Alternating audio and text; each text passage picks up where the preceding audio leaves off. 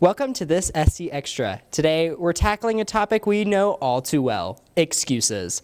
You've heard them in class, at practice, and everywhere in between. The dog ate my homework might be old news, but what are the new excuses making waves at our school? Let's find out.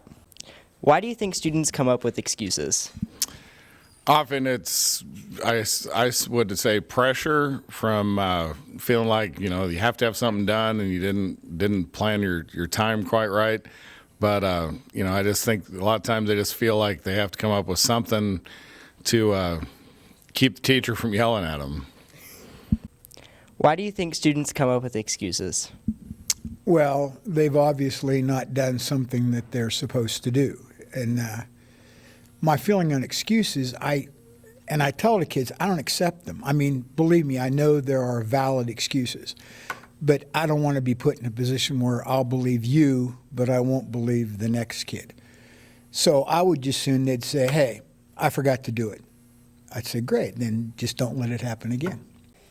We hit the halls to ask students and teachers about the wildest, most creative, or most overused excuses they've heard, or maybe even used themselves. Let's see who has the best excuse game here at SC. What's the most common excuse you hear from your classmates when something isn't done? Oh, I was gone when they assigned, or I'm sick. I needed to get out of the test because I was going to a concert in Wichita. And so I had to come up with an excuse. So I had to see my grandma in the hospital. It was kind of bad, but it worked. If you had to come up with the ultimate excuse to skip an assignment or a test, what would it be?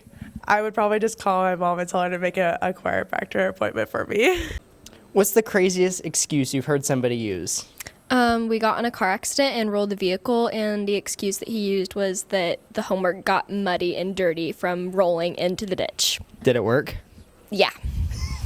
How do you think teachers can always tell when you're making up an excuse? Okay, Mrs. Strine just told me that when I make up an excuse, my eyes get really big when I talk to her, like I'm lying, and I'm like, okay. What's the most overused excuse you hear from students? Wait, we had an assignment? Pretty sure you never told us that. What's the wildest or most creative excuse you've heard? My dog ate my homework. That I studied so much that my brain got full and I forgot everything.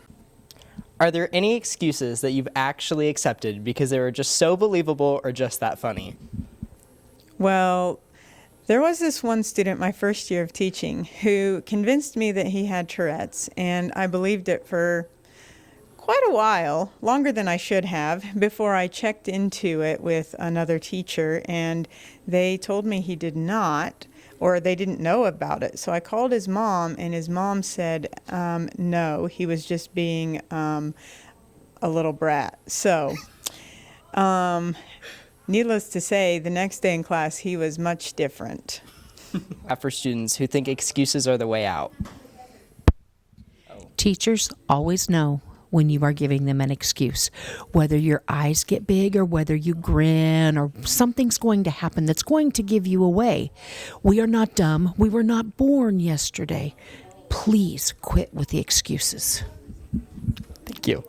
So it turns out excuses come in all shapes and sizes, from I forgot to the internet broke to whatever wild stories we heard today. But at the end of the day, there's no excuse from not giving your best. Thanks for joining us for this SC News Extra episode, where even we don't have an excuse for missing the news. See you next time.